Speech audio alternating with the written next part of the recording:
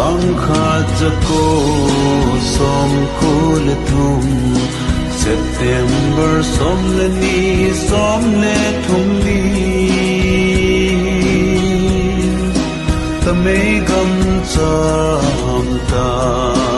ngay lai ching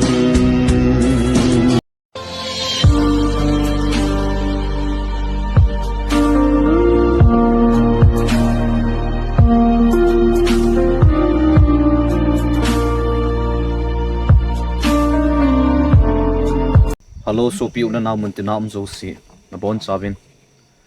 jingka pha ni kho pha ai pi wa pathin chu thangvan han lang tunin khote ho hi nampia dinga lungjin ni kho an hi in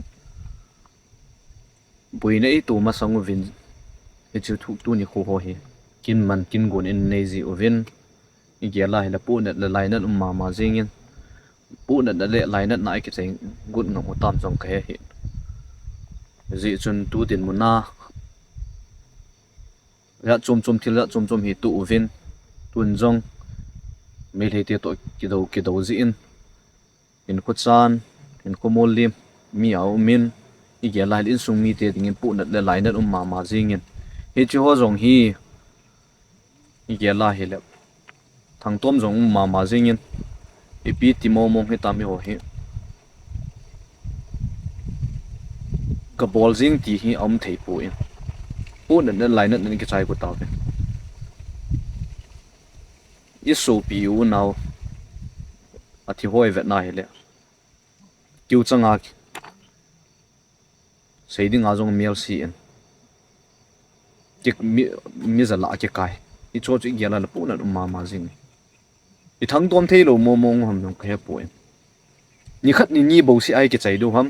kin thila su ni le a su ni bo se ai ke chai du ta bolai pu da the mo mong lo ham ki gel phau te tam zo ki to so rutin khat ki ngai lu tu tin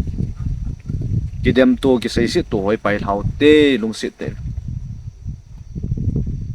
nang gam ke gam ki ti pu tin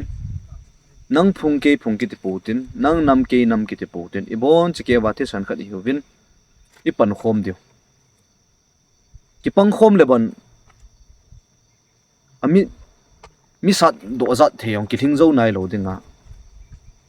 itia zong chum ai ki ki khen gut i gela lai na ma jing duty bolo ai ki Kilungkhat in asung na nga hon ki Kilungkhat pu atam zo he lam kai oi mon ani ki chai hu vin i ho zo ki gel tha po vin i bol diu i to diu social media Twitter a x wa ko report sa ko i vet na hela thom ji dan ko lai na ma jing ji i na mon phone na choi chu ka sei bang jan na ma phat won nei vai le chu ko mangui ki vin report wa bol vin lang i to thei bol thei chu ko i zo na thei pen channel hoi lai nei po vin news sa ku na ezi chun chu hoi tan bol hi ti vin manam ai piti le gali zo thei du ham tauna pan ho tauna ha panu vin lang ki oi mo to ki sei si to ki dem to nga u ti vin tauna mong ho amang lo ho oi mo hi vin lang mim chu la sam ni khu me tha sam pa chu ik kai tho de hi duty bol ha polo ho yang hi vin lang sum tu theina tu ding duty po then po tau de bon ke wa chu ki tau chi a hi la mingin al ha sam ni khu le ni hai mil na ko mu am ji ni choi khat ke thim tu ti ni za ka ya kyo din mun hi vet la a koi duty bol ha ha sat dan chu i ngai lai ta in sung mi i dong ma han dang ko hi za kai ki da tha hong ki pot hi in chu ta jong le gam le nam ngai lut na za la hong ki kal sung hi in gen thi ha sat na jong ke tu chu ta jong le bunker han nang duty po za ka hoi long ki sip tho kit chu ta jong le ni la cha ho jong hi deina banga thil hi za ka hi hung chung thung nan e wanga ha sat na tampi ki tu hi cha jong chu i thi san jong phal nga ma ki pi a hi pi ti la sung na ngam ho hi i Kilungkhat thei lo ma mong tam ki na na de bo i ho lo ven cham na di hol po ven i lo thi then social media khat ani tu sei ji ho po ven ki pur pi ki nil ni ve chu sang ta ai so ji ven lam kai hol hu sat na i so ve ka ti no chu hi ezi chun malama ki tho khom jingutin pang khom jingutevin khat la khat ki ngai lu tu tin ki za bol tu utivin duty ball ho jong se hi thing ta sei dinga aka kum le ipi ti le duty ball ho ki san nan oi mo hi wa oi oi mo di het lo mo mo ngi tam duty ball ho ka gen the no kam cheng in sei jong leng ki sei zo hi ve ta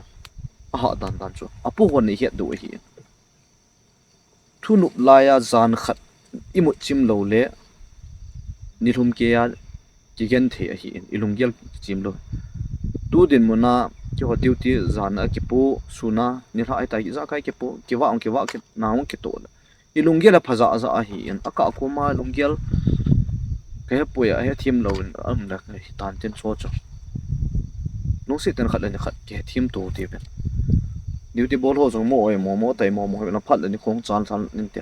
duty ho jong ki ball na lai thian aji chu gal ki ti ki mo chai thei lo hi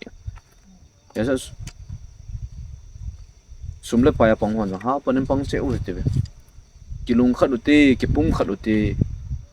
ki ngai lu te ki ngai lut nom lovin na tu ma chal thei po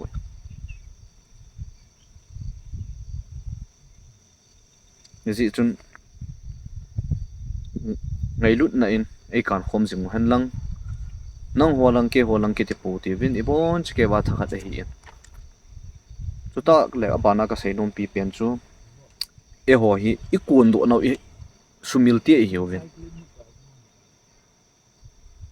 yung kun do no gam i sumil tam pi omen asumil lo hon jong tam zon i demo vin ho sa dem jong au men ho so yang nong dem ding ana kit na lai se no atam zo gial la pu na ma lai na ma jing